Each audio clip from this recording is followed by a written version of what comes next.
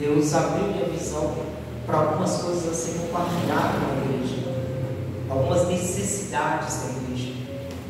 Existem alguns princípios familiares, existem alguns princípios de amizade que não tem como a gente abrir mão. E Deus tem dado a oportunidade de a gente compartilhar um pouquinho daquilo que Deus tem feito através do projeto Moçambique, através do projeto também aqui do Ramina, que tem sido realizado. E eu quero ler aqui com os irmãos, com a igreja, Filipenses 4 e o verso 14, que é o tema dessa campanha, aonde nos diz assim. Nós vamos ler o verso 15 também, até o verso 15, né? Posso todas as coisas naquele que me fortalece. Todavia, fizeste bem em tomar parte na minha aflição. E bem sabeis também vós, ó Filipenses, que no princípio do Evangelho, quando parti da Macedônia, nenhuma igreja comunicou comigo com respeito a dar e a receber, senão vós somente. Amém? Vamos sentar em nome de Jesus.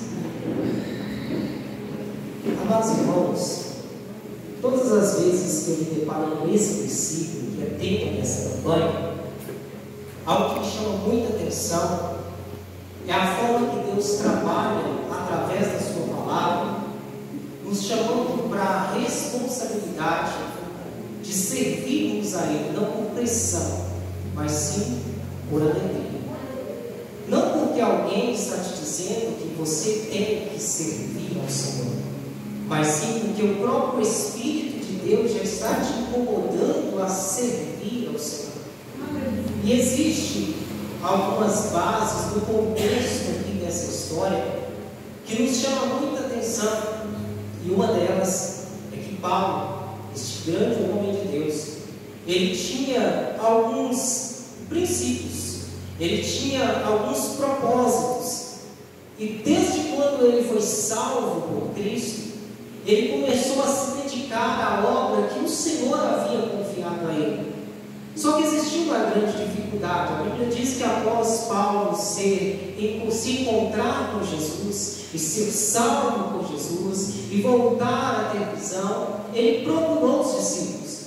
E a Bíblia nos relata que ele não foi aceito pelos discípulos. De princípio, a rejeição foi tão grande que ele olhava até mesmo para aqueles homens que eram homens judeus, mas que os rejeitavam, e de alguma forma ele via que faltava algo ali no coração daqueles homens que estavam andando com Jesus. Só que o tempo demonstrou que Paulo verdadeiramente tinha tido um encontro com Cristo.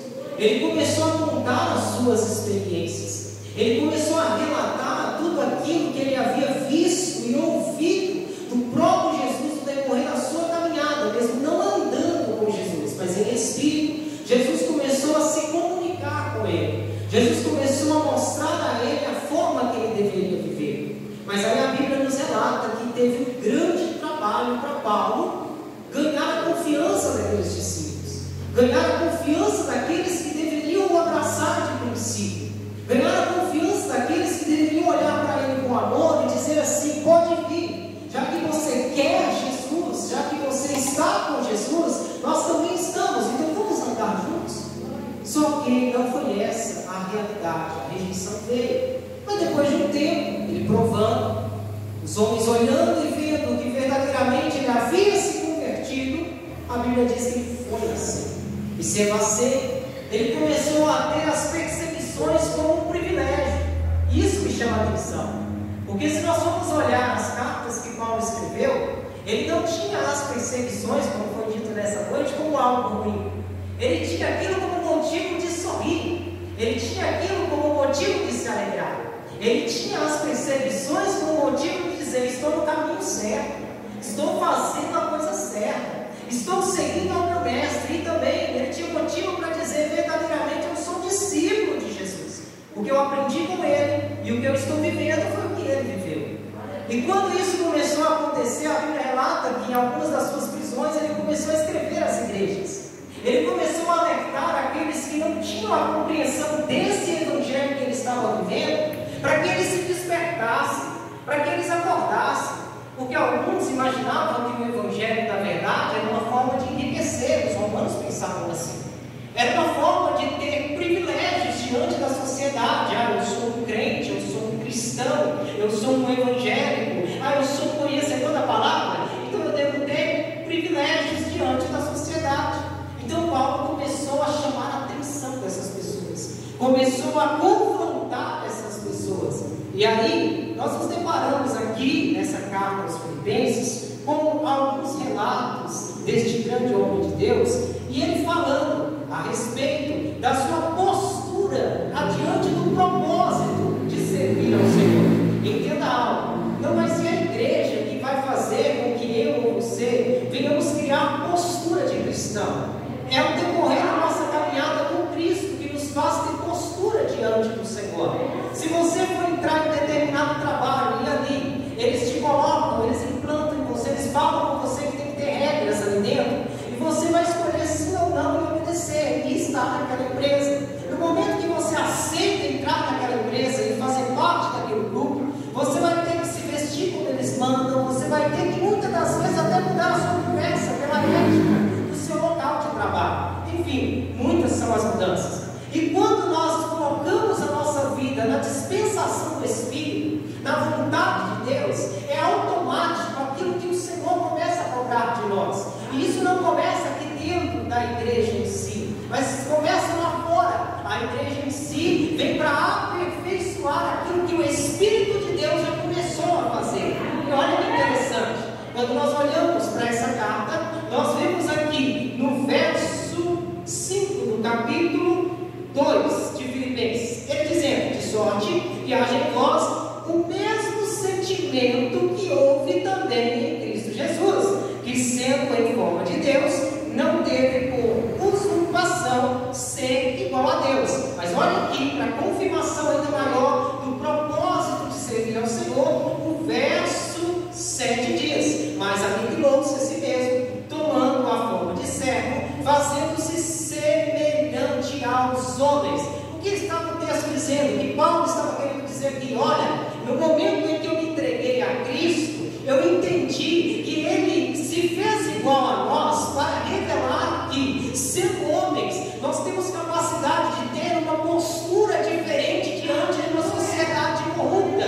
Nós temos a capacidade de termos uma postura diferente diante do que o mundo está oferecendo. Se você não parou ainda para refletir, se você ainda não parou para analisar, Deus abençoe, a nossa realidade hoje é de um mundo que quer mudar a nossa postura, que quer mudar o nosso jeito de viver, que quer mudar o nosso jeito de falar, de se comportar. É um mundo que quer muito mais que você seja influenciado por ele e não te dá liberdade de influenciá-lo. Se você entrar em qualquer área hoje, que seja aí no mundo, que seja de fora, você vai ver que o desejo de todos é que você seja igual a eles, não que eles sejam igual a você. E aí vem a questão: você que se encontra aqui nessa noite, você meu irmão, você minha irmã, você é cristão, então não abra mão dos seus princípios porque alguém está dizendo que o que eles estão fazendo é melhor. Não abra mão da palavra de Deus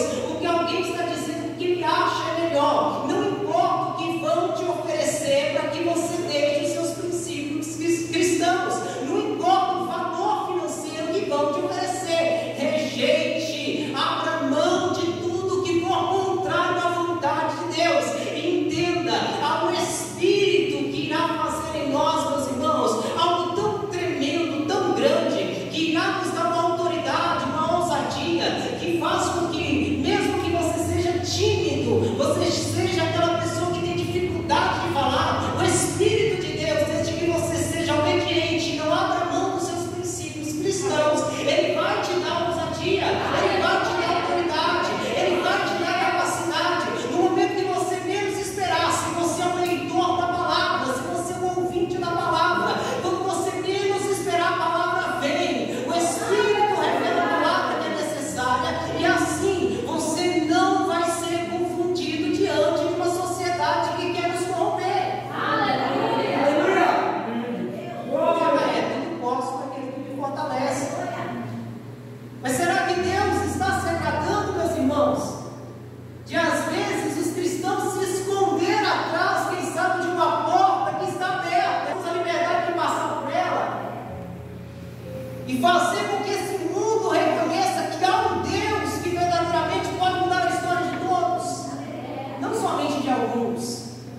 A igreja não foi chamada para selecionar pessoas. A igreja foi chamada para pregar o Evangelho. E pregando o Evangelho, todos aqueles, independente da visão que eles tenham, eles vão compreender que isso aqui é a verdade, a palavra é a verdade. Verso 1 do capítulo 3, ele fala sobre o seu ministério. E falando sobre o seu ministério, ele tem o seu ministério como vocação. Ele entendeu que, de alguma forma, Deus, o Pai, olhou para ele, Jesus olhou para ele e disse assim: olha, eu confio em você, Paulo. Eu sei que você é capaz de fazer algo diferente do que os demais estão fazendo. Existe um grupo aí que rejeitou você quando você chegou dizendo que tinha me aceitado. Existe um grupo aí que seleciona quem deve andar comigo. Existe um grupo que eles falam muito bem, eles se vestem muito bem, mas eles não têm caráter conforme o meu espírito tem desejo que eles tenham. E é assim que Paulo começou a confrontar a igreja. Meus amados irmãos e irmãs, se de alguma forma as leis mudarem, as portas dos tempos se fecharem, nós precisamos prosseguir a nossa caminhada de salvação. Se de alguma forma, quem sabe, começarem a nos confrontar e não tivermos mais a liberdade de estarmos dentro dos templos adorando, nós temos que prosseguir no propósito. Não podemos deixar, meus irmãos, com que a caminhada com Cristo ela seja somente um momento, somente um instante, somente um louvor, somente uma oração, somente um estudo da palavra. Tem que ser mais do que isso. Você tem que respirar e ao mesmo tempo transpirar o desejo de estar com Cristo. Aleluia. Como eu disse no início, Jesus está aqui. E Ele vai nos confrontar nessa noite, porque há um mundo aí fora que precisa ver a igreja transpirando uma essência diferente. Uma igreja que quer transpirar a palavra de Deus, não simplesmente pelo conhecimento da teologia, não simplesmente pelo conhecimento de estudos teológicos ou qualquer outro estudo que está entrando em nossos tempos. E glória a Deus por isso. É bom ter conhecimento, eu amo isso. Só que na verdade estão perdendo um pouco da essência. É verdade. Estudo maravilhoso, muito bom, eu gosto. Mas estão perdendo um pouquinho da unção, como foi falado nessa noite. Daquela alegria de fechar os olhos, louvar a Deus e começar a chorar na presença do Senhor. Daquela alegria de ouvir a palavra e entender. Houve no passado alguém rejeitando alguém por causa do Evangelho. Então hoje eu não posso aceitar a aceitação de todos. Vou repetir: um cristão não deve aceitar a aceitação de todos, porque em algum momento vai ter alguém te bajulando, vai ter alguém passando a mão na sua cabeça, fazendo aquilo que é errado e entendendo que você está aceitando o que ele está fazendo de errado. O cristão foi chamado para dizer a verdade, amém, igreja? Amém. O cristão foi chamado para manter os princípios, é para isso que Jesus se chamou. A sua família tem que ter princípios. O seu local de trabalho tem que ter princípios. E por mais que tenha um patrão e quem sabe não seja você, mas os princípios têm que ser mantidos ali. A oração não pode sair daquele local de trabalho, porque o momento que a oração sair, porque alguém te impediu de orar, tragédias podem acontecer ali. A oração não pode sair da sua casa, porque no momento que a oração não estiver dentro do seu lar, a sua família será dividida. Seus filhos não irão conseguir a caminhada que você iniciou. Ensine o seu filho, o menino, o caminho que se deve andar. Quando se diz no caminho, porque você tem que dar exemplo. Nós temos que dar exemplo. Mas vamos lá. Chegando ao texto que foi lido, nós nos deparamos com uma realidade muito ruim, irmãos. Uma realidade não tão agradável. Porque, infelizmente, nós vemos aqui que Paulo, ele procurou apoio para cumprir a sua missão. E ele não teve de princípio. Somente uma igreja, somente alguns crentes resolveram abraçar a causa. algumas pessoas resolveram dizer assim: vai, Paulo, eu vou orar por você, eu vou investir em você, eu vou acreditar em você. E esses homens, essas mulheres, que viram Paulo na Macedônia anunciando o Evangelho, investiram nele. E o texto diz que ele começa a relatar as situações que ele estava vivendo, e ele diz que se acostumou a estar abatido. Ele diz, no verso 12, que ele acostumou também a ter abundância, mas também nas maneiras e nas coisas que ele estava vivendo ali dentro da Macedônia, anunciando o Evangelho, ele se deparou com fome, ele se deparou com sede. E quando vinha a abundância, que ele olhava e dizia assim: nossa, de sobra, ele dizia assim: isso não é nada, eu vou prosseguir no meu propósito. O texto do verso 12 que nos fala sobre possam todas as coisas naquele que me fortalece, nos mostra uma realidade muito mais ampla do que nós imaginamos.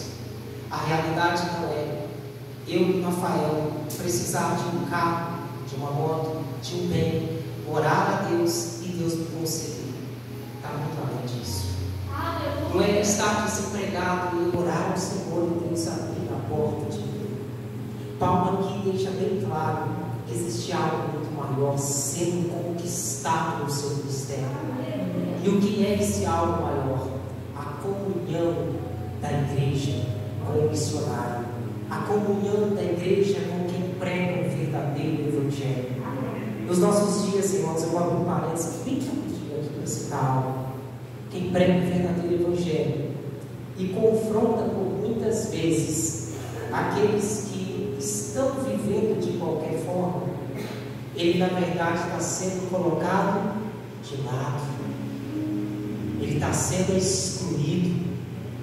Aquele que vive diferente dos demais, aquele que tem a prática do verdadeiro Evangelho, ele está sendo deixado de lado, ele está sendo colocado no canto, ao contrário do que Paulo estava glorificando a Deus aqui, porque ele estava glorificando ao Senhor, dizendo que no momento que ele mais precisou, a igreja supriu as suas necessidades, a igreja supriu a sua carência. E meus irmãos, fecha parênteses, qual é a maior carência que nós temos hoje? Qual é a maior carência que nós temos hoje, a não ser da presença de Deus? Nós não temos outra carência maior do que essa, Deus. Nós não temos outra carência maior do que essa, a presença de Deus. Tudo que nós estamos conquistando lá fora, tudo que o mundo está oferecendo, que nós estamos chegando a obter, está sendo só para preencher por um momento, por um instante. A alegria vem, eu me sinto feliz, eu me sinto alegre, eu conto a bênção, eu pego meu celular, eu tiro uma foto, eu posto na rede social, mas o tempo mostra que aquilo era só um momento. A carência é a presença de Deus continuamente. É como a palavra de Deus diz: o fogo ardendo a todo momento, continuamente no altar. É o meu coração fervendo pela presença de Deus de tal forma que eu não dependo somente do momento de culto. É a presença de Deus ardendo em mim de tal forma que, independente de qual denominação seja, qual igreja seja, sendo ou não um cristão assumido, mas se já está no processo, crente evangélico ou cristão, se já está no processo, já é um crente, já está acreditando que Jesus é Salvador, então tem a paz do Senhor. Glorifique a Deus por aquela pessoa estar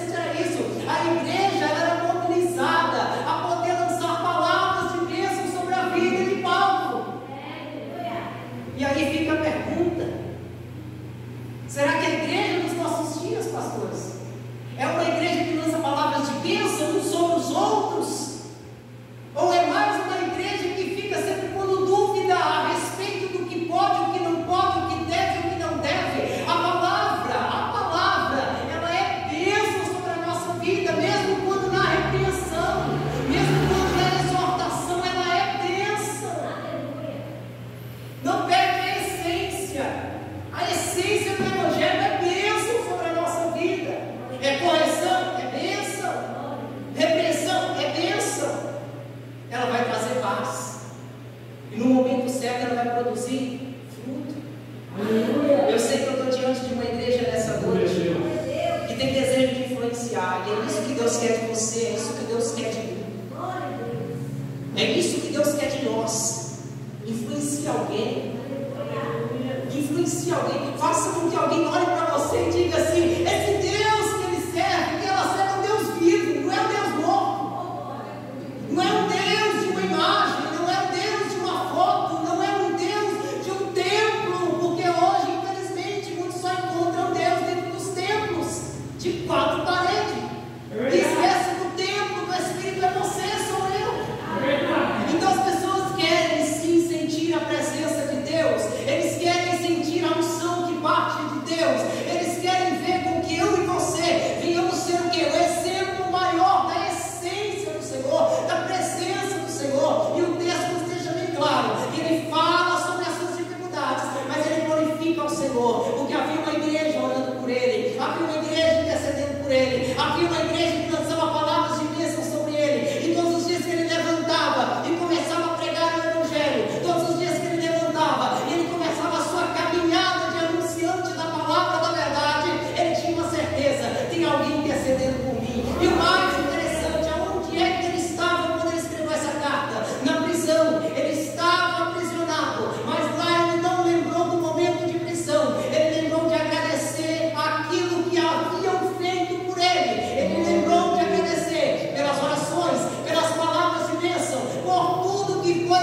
compartilhado, alimento que era enviado, valores financeiros que era enviado. Ele parou na prisão e ali ele disse: eu glorifico ao Senhor por vocês, a igreja, que estão orando por mim, que estão intercedendo por mim. Meus amados irmãos e irmãs, a igreja só vai ser reconhecida pela sociedade quando verdadeiramente ela ensinar e viver o amor, porque ensinar o amor, a igreja em si já tem falado muito, mas quando vivermos o amor, a sociedade vai entender: há uma igreja viva, há uma igreja viva.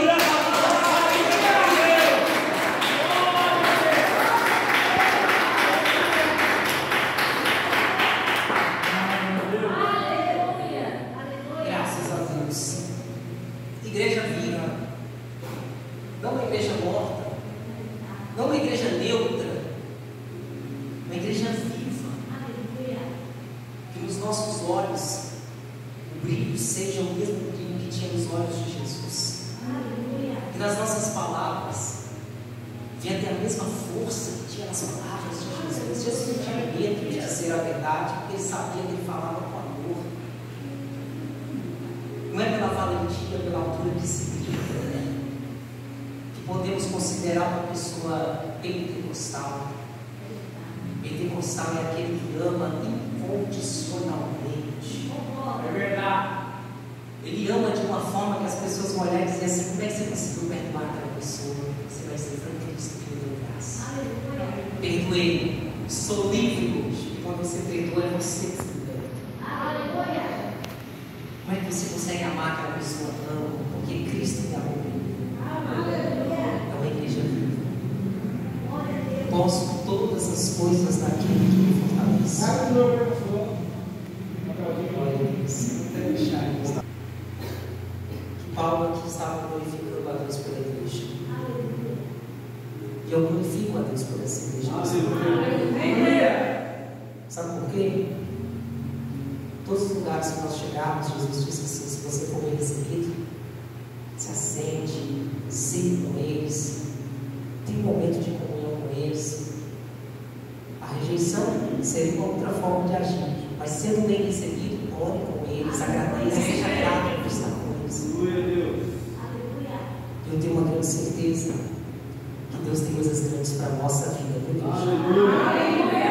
Deus quer você influenciando a sua casa. Quem sabe você está esperando do seu marido aquilo que Cristo te elegeu para fazer.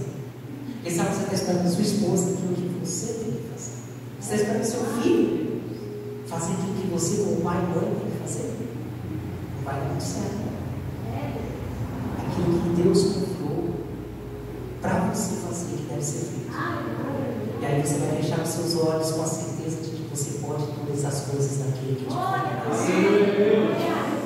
Existem abraços que são melhor do que milhões de palavras.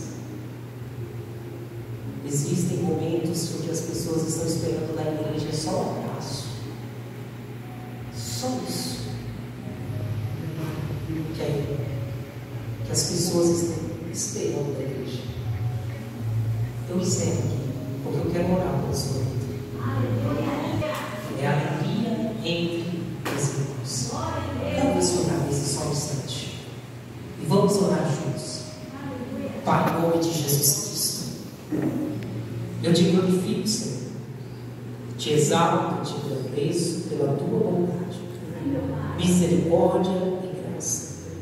Eu oro por esta igreja porque eu sei que tem irmãos, tem irmãs, tem jovens que tem um desejo imenso, Pai, de ser exemplo na escola, no trabalho, na rua, na faculdade, no meio dessa igreja, enfim, no meio das amizades que eles têm. Eu oro nesse momento, Senhor, e rogo para que o teu Santo Espírito possa entrar nesse lugar, nesse momento. Se houver algo, Deus, que tem bloqueado, quem sabe, dessa essência, Pai querido, começar a ser revelada por esses que aqui se encontram, que o Senhor possa tocar agora em nome de Jesus. A tua palavra foi ministrada, Pai, e como confirmação da tua palavra, age em nós nesse momento. Como confirmação da tua palavra, Senhor amado, derrama sobre nós a virtude do teu Santo Espírito de tal forma que nós não venhamos depender de 1h30 ou 2 horas de culto para compreender o teu amor para com a nossa vida, Pai. Que nós não venhamos depender só de um momento para poder dizer que amamos ao Senhor. Que nós não venhamos depender somente de um convite para estar na sua casa, para que assim possamos estar na tua presença. Deus, em nome de Jesus, visita esta igreja nessa noite. Essa irmã que veio nos visitar, este irmão que veio somente nessa noite, mais uma vez ouvir algo da parte do Senhor, Pai, eu coloco diante de Ti. E eu peço agora, Espírito Consolador, dentro deste lugar, começa agora a tocar nessa vida.